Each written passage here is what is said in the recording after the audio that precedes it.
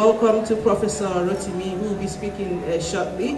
He is he's a visiting professor to the Sunderland University, and he's also a gynecologist and obstetrician as well.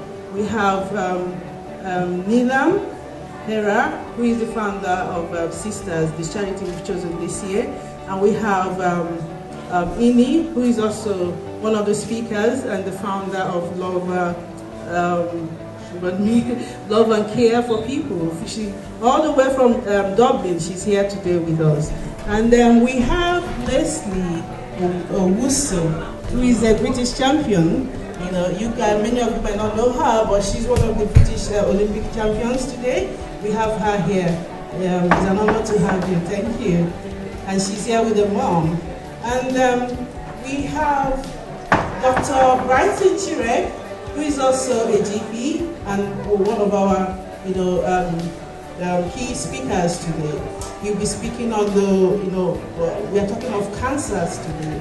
And I would like to introduce why we chose cancer as a topic today. In 2014, when we started Divas of Color, Divas of Color was to address, or is to address, the issues that surround women and an opportunity for women to come together, network, tell their stories, and be able to celebrate who they are, what they do, and how they want to be seen. And we had a very key person who has been one of our biggest supporters and partners, who was one of our biggest supporters and our sponsor. She was one of our biggest sponsors during the time. And unfortunately, we lost her, last year of cancer. Dr. Kem Ezilo, who we dedicated this year's conference, this year's Divas of Color to. She was a champion of health. She was all about healthy lifestyle. She was a medical doctor as well, and one of our biggest sponsors. So all her messages was, women, take care of yourself, take care of your mind. Once you capture your mind, you've captured everything. Once your mind is stable, you can fight, you can be able to, take control of anything about you. So today, we are all about talking about cancer. Yes, cancer is a monster, but if you listen to your body, and do the needful, you'll be able to fight it. So welcome to Divas of Color 2017, and please, today, you need to learn how to slay in health. Thank you. So my journey actually started around the age of 16, but I wasn't actually aware what was happening to me.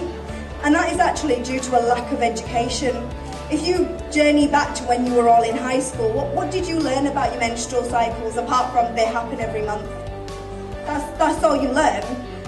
You're never told about any issues that you may face. You're never told what would happen if you miss a cycle, etc. It's just, it may be hormones or you may be stressed. Now, the National Institute of Health and Clinical Excellence say that 1 in 2 women will suffer with a gynecological reproductive health issue in their lifetime. That's 1 in 2 women. That's half the women in this room, yet we don't know about these issues and we don't talk about them. So how is it that the person, either yourself or the woman next to you, could be going through an issue and we don't know about these things? So PCOS is one of the most common diseases, which is an endocrine disorder, which affects the reproductive health. Endometriosis, fibroids, and they all predominantly are within the BME community, so the Black and Asian ethnic minorities. There's not much research as to why. So all we know is just doubled, but we don't know why. It's just left to one side that we as women are more heightened, more at risk, and that's become normal for us. And the reason for that is the perceptions and the gender inequality. And what we're trying to do is support women through these issues and reduce the cultural barriers around this. A lot of women find it very hard to access support and things. From an Asian background, we've had a lot of clientele come to us and say, our husbands aren't happy with us having our reproductive checks or smear tests because they liken it to sexual promiscuity. How in this day and age are we likening life-threatening illnesses to to sexual promiscuity. And we should honestly, as a society, be pushing for these things to become normalised, because we are all women. We make up 90% of the workforce in the UK, and yet our voices are never heard until it's too late. So certain words in relation to reproductive health is still seen as bad words. We don't openly talk about it because it's embarrassing. So when I was originally diagnosed, I actually had the doctor point to me and said, "It's down, it's there." That's what I had. That's what I had at the age of 23. And you lose your faith in the NHS. And I've met some amazing clinical doctors today, but unfortunately my experience is mirrored by the fact of that experience, and so many women have had the same experience as me, and it puts them off. The other barrier is ourselves. Ladies, we need to take ownership.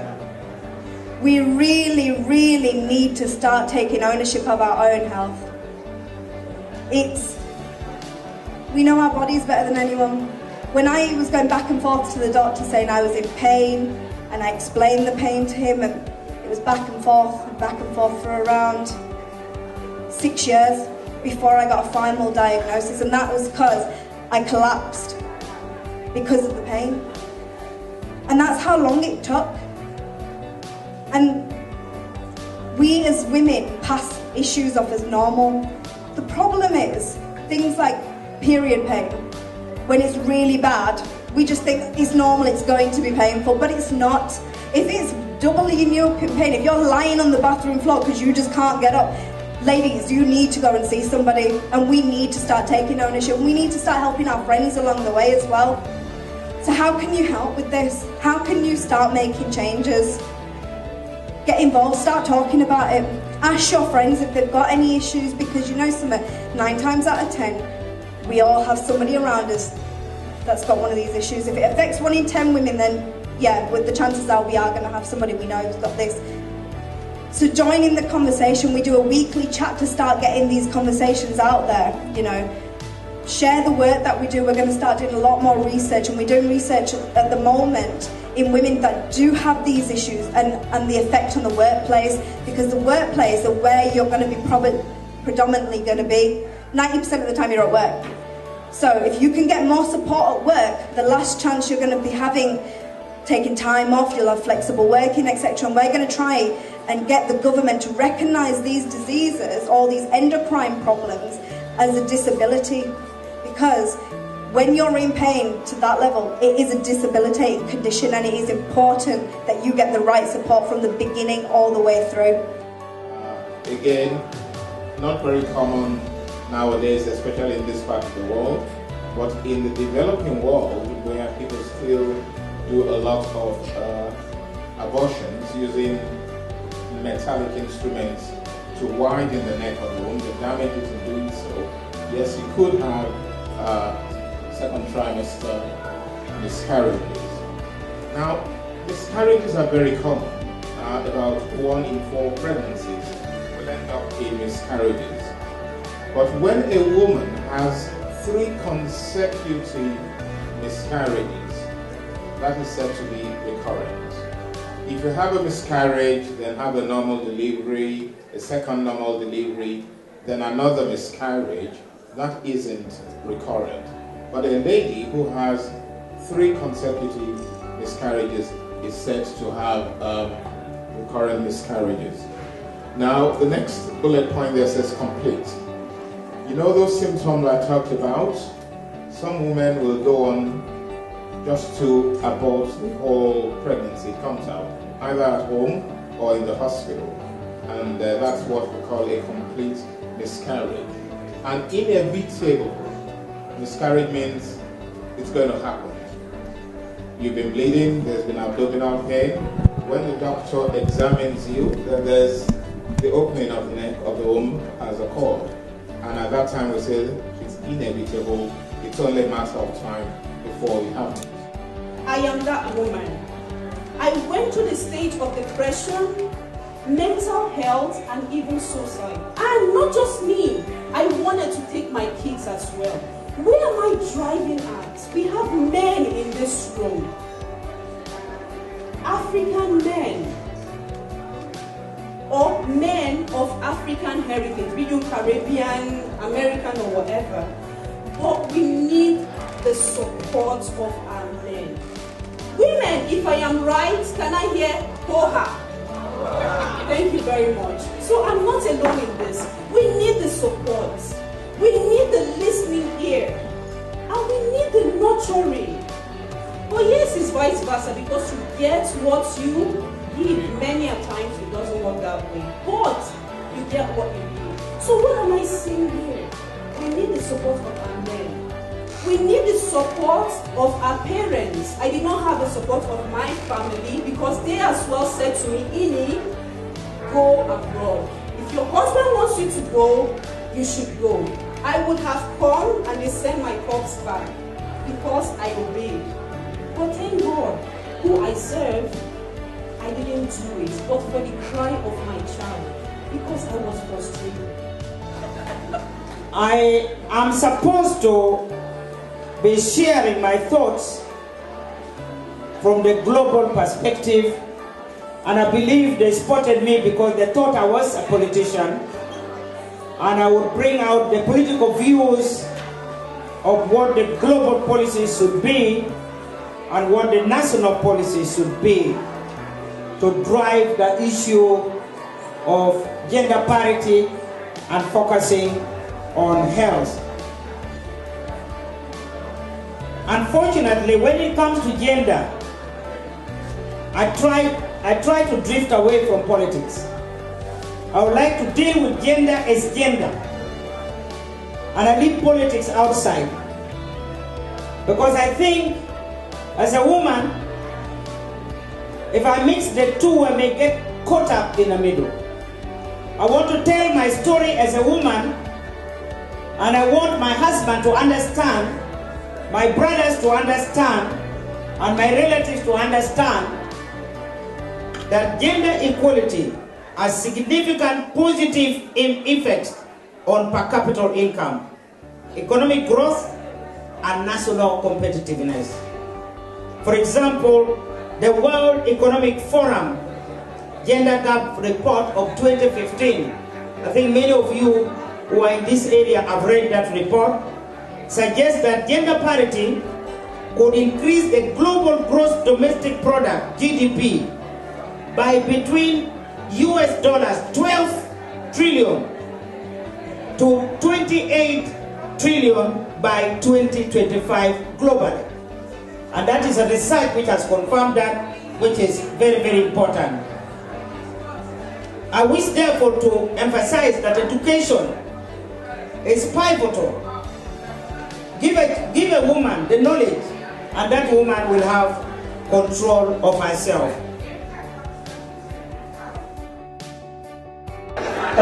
So, when people talk about cancer, how does cancer start? We know we've got cells. Our cells develop normally, they develop and they die. Some new cells are created and they do their work and they die. So that's the normal cycle. They are generated, they die, generated, they die. But now you get some abnormal cells. On this number 2 there, you've got abnormal cells. This is where it's very crucial.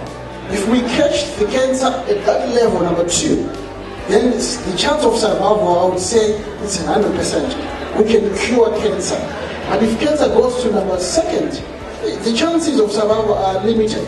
And then now, when we go to what is written there, angiogenesis. What is angiogenesis? Is whereby the cancer is now forming blood vessels to now spread.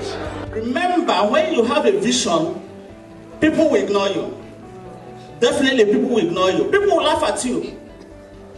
And they will not stop there. They will fight you to make sure that that vision doesn't happen. But if you persist, that vision must come, and they will appreciate it, and they will be celebrating it, just as we are celebrating Divas of Color today. When we started, people ignored us. But that thing Mahatma Gandhi said, people will fight you, people will ignore you, but you will definitely win because you have absolute understanding. Once you have absolute understanding, you are unstoppable. Like my organization, we provide support, love and care for people. That is why I started it in the first place. So we offer support. We have a chat group on WhatsApp. We have a Facebook page. So like connect with other women, because your story might just be what I need to hear to give me the boost to forge on in life. So you are not alone. Look for the support and go for it. Don't keep silent. It is a killer. Silence is a killer. So don't keep silent. Speak to someone. Look for help. And you can do it if you want to. Generally, I can say that for me, democracy is number one.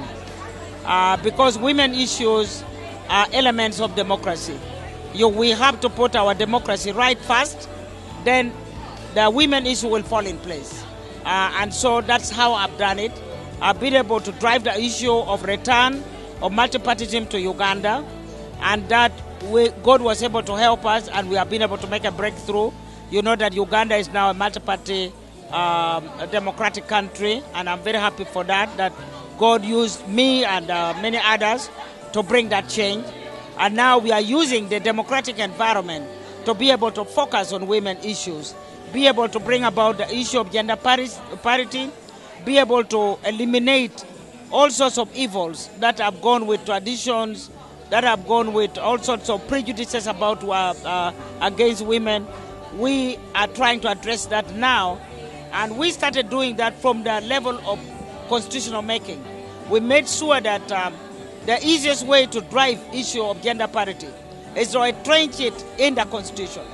If you are just going to talk about it without legal backing, you will never be able to achieve anything. And I'm so excited, especially with Fronty, the founder of the Divas of Color. I give my thanks to her because she conceived it, and we can see now it has come to reality. And the reality is that women now have the power to change things. Women now have the power to make life better, because if a society doesn't recognize women, it is impossible for them to move forward.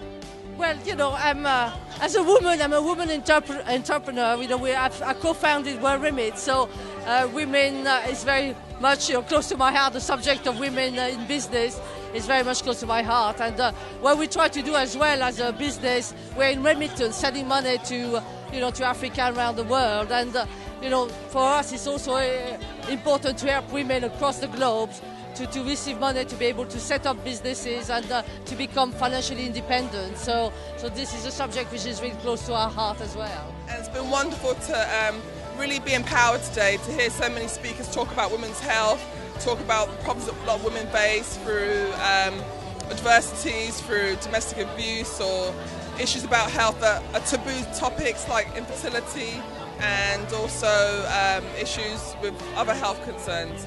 And I think so far it's been amazing. Lots of great people, lots of great conversations that need to be spoken, and also being able to celebrate women's health, which I think as an athlete I'm very passionate about. My topic today was about the impact of miscarriages and infertility on women's well-being. And I believe it was educative.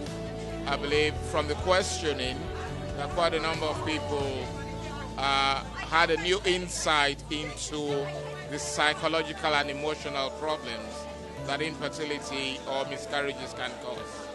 Well, you can see the buzz around. It's been a very good morning and good afternoon. And I know there's still more to come. And quite honestly, it's been very good. It's an excellent event. There's been some very, very good speakers. They're highlighting a lot of very important issues in all cultures, and actually highlighting some of the issues that are at the heart of the reason for high mortality rates in the Asian and in the Afro-Caribbean communities, such as not reporting, not going to doctors, not discussing issues. It's a cultural difference that has to be highlighted, and this forum is doing a fantastic job doing that. I'm delighted to be here and delighted to see that so much good work is being done. Just the awareness, the fact that people are now open and talking about the actual topic at hand, whereas before it's been very much a taboo subject. So for me, that is a win in itself again, so I'm really happy to be a part of that. I think we've had an array of speakers that have provided different elements of their knowledge on the topic. So, for example, the last speaker gave a testimony about her experience of cancer, and that was very powerful. Alongside hearing the doctor at the start talking about the importance of being able to talk about pregnancy and issues concerning miscarriages and topics that, especially in the African culture, aren't very often spoken about. And one of the highlights was to listen to the Ugandan speaker. Very, very enlightening, very entertaining, very powerful and very uplifting, really engaging the audience to understand how wonderful and beautiful Africa is and how we can all help ourselves. Things like PCOS, fibroids, endometriosis, all these issues are really common within the BME community, but we don't get them checked as regularly as we should because we just put up with it. We just turn around and say, oh, we're used to having that, or in our culture that's common. It's not common, there's something actually wrong. And that's what we need to tackle, that issue that something's wrong. We need to go out to the doctors and say, we've got pain, deal with it. Not we deal with it, the doctors should be dealing with it. And it's about recognising our own pain in our body and dealing with it from an early onset.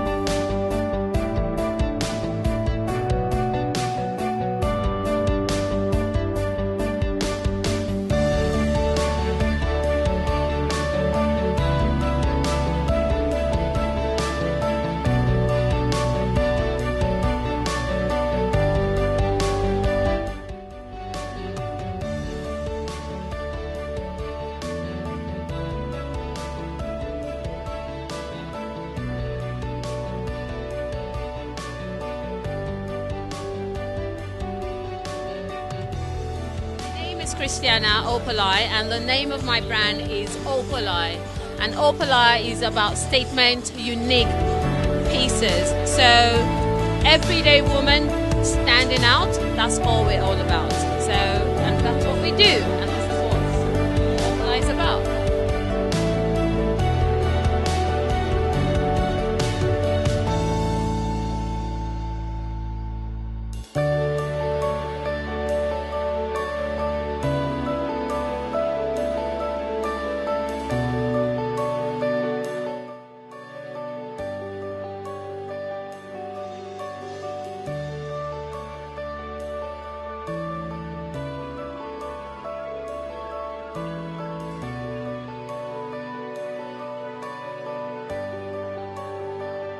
Thank you. So I'm Femi Williams. I'm the CEO of Anchor Ready Ready Wear range. So Anchor Ready is ready to wear Ankara pieces. So we do jumpsuits, jackets, dresses, top skirts.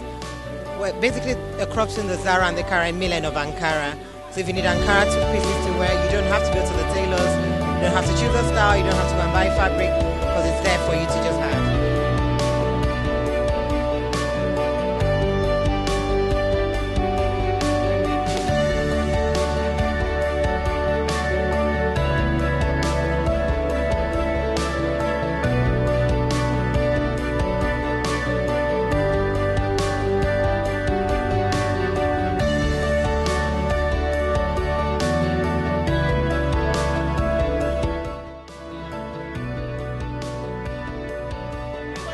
Charity called the Charity Wrap, and these scarves are actually made by women that have been through domestic violence. So Charity Wrap will sell the scarves and they'll donate 20% to the charities that work directly with women in domestic violence. And for us, if you buy any of our products or book any of our services, we'll donate $1 to a charity that you choose. It's also written in our boxes. So yeah.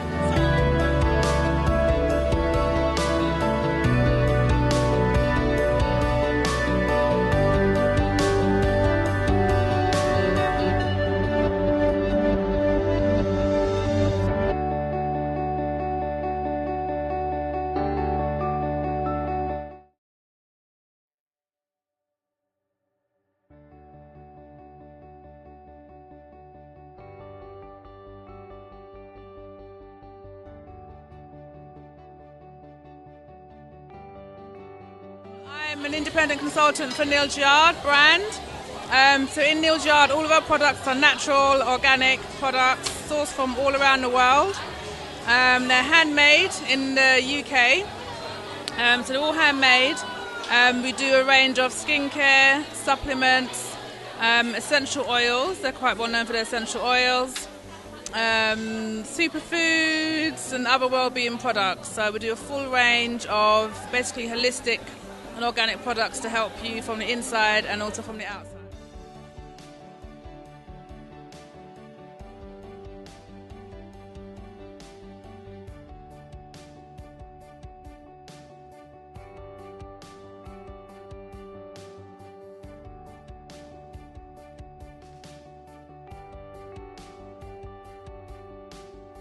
Lizzie Adams now, there is a book and you're launching into like a foundation for young girls. So could you tell us a little bit more why you want to do that project and what do you want to, what do you want to achieve?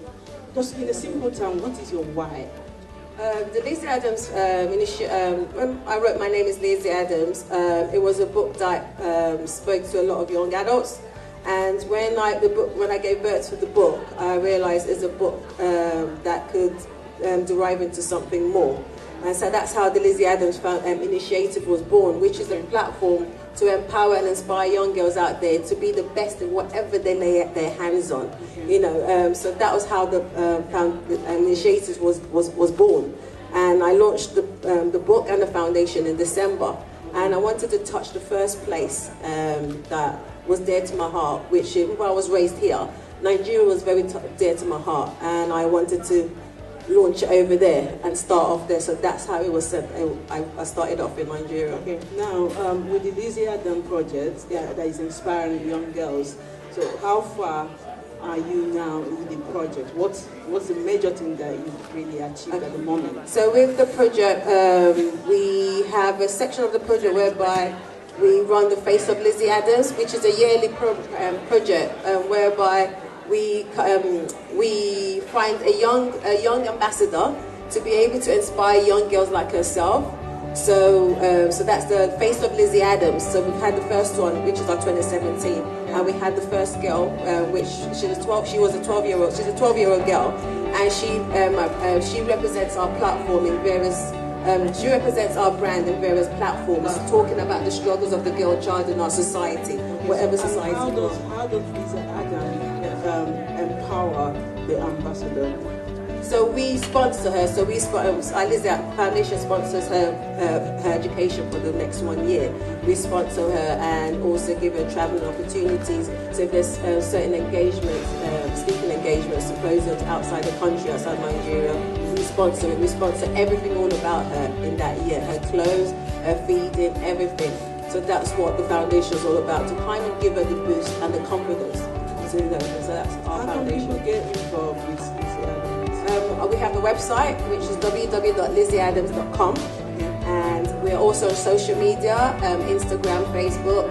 It's at My Name is Lizzie Adams. So we're all over social media.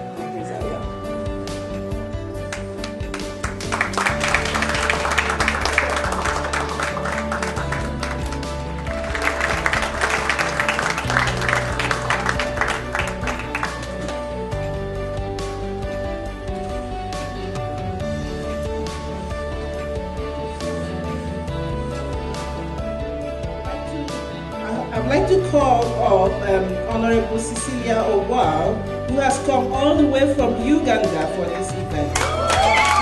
So this is a powerful woman we have there, Slovenki. She's still serving the country, and I'm really honored to have her here today. I just want to say thank you to the organizers of the Divas of Honor Award. I am really honored to be the recipient of this award. And I want to appreciate all the women in the room and all the women out there who are doing various things to make a difference in the world. Uriel Oduwole.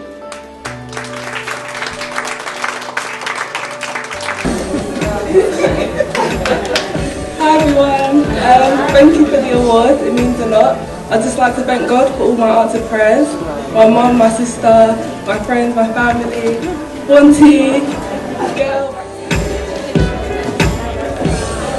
Studio D Maxi by F. Wassam. Ladies and gentlemen, Man of the Year award. At least it's not to myself.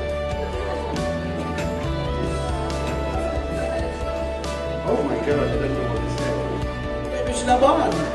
Maybe what you talk about. Anyway, thank you very much, everybody. See you every Friday, 24 9 o'clock.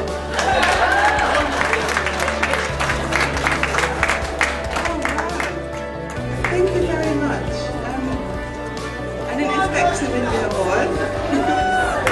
I started it. You don't keep it to yourself, you be a blessing to other people. Hence the reason I support the cause of the things that she does. And I hope so many. Every year we champion a particular cause that that affects women, that anything that is all about women. So this year we chose to talk about women's health, and in particular the cancer, gynecological cancers, because our major partner and sponsor, Dr. Kem Ezilo, unfortunately we lost her last year from breast cancer stage 4, which was the second time she's been diagnosed with that, so, and her legacy of healthy lifestyle, we cannot say more, we cannot say it enough. So we're always like, we're going to keep her legacy, we're going to keep her memory alive, and making sure that those things that she was very passionate about, we keep talking about them on this platform, because she came on Divas of Color in 2014, the very first one, and from there she called me and said, Faustina, I'm going to invest in Divas of Color. She invested her money, she invested her resources, she invested herself and time. So it's massive, and her moving away from this realm was a big blow to us, as an organization. So she's so much alive here. I know that she's so much alive. She'll be smiling over me today, yeah. So, and another thing is, once a story is shared, once a problem is shared, it's half solved. So this opportunity for women to be bold, to talk about their ordeals. You can see the lady that read the poem. For the past more than 20 years, she's been battling with this. Nobody has heard about it. But she called me, she said, Fonte, you inspire me a lot. Can I please come and, this thing has been in my heart, but I know if I talk about it, I will have that relief that I've been looking for. And this is the platform for her, and she came to that and she's so happy. So once I see such people, it makes me happy. You saw the lady I interviewed, Ibitola. When she started writing, people didn't believe in her. I called her, I said, you're going to be on Divas of Color, come. And she came, she exhibited. We gave her a platform to talk about herself. We told her to come and speak, and after speaking, since that time, she just got the fire, and she's all over the place. She now has a studio in Nigeria. She's doing a feature film. She's written 3 books, and she now has her own foundation. So that is all about, that is what Divas of Color is all about. Divas, go there, be diverse, be intelligent, be versatile, be able, and be a sister. Let's be the sisterhood everywhere we are. That's what Divas of Color is about.